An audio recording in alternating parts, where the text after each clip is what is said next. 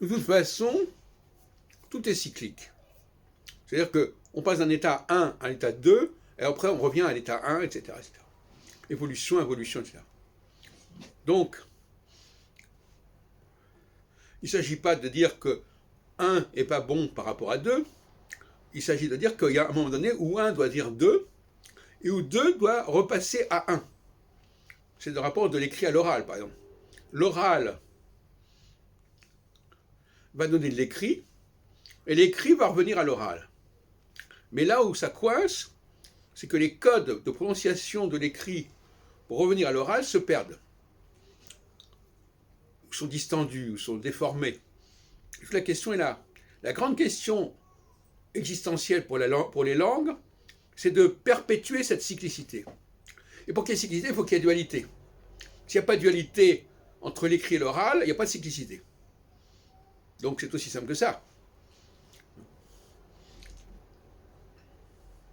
Une société doit être duelle, doit respecter, doit entériner, doit vivre avec cette dualité. Et la dualité que nous enseigne la langue, c'est pour ça que je dis qu'il y a un rapport intéressant entre astrologie et linguistique, parce que quelque part, la linguistique est un modèle à suivre pour l'astrologie. Dans le rapport de l'oral à l'écrit, il y a quelque chose qui est du même ordre que le rapport de l'astrologie à l'astronomie. Dans les deux cas, il y a une dialectique. On part de l'astronomie, qui est un livre ouvert dans le ciel, et on va à l'astrologie, qui correspond aux besoins réels de la société. Et le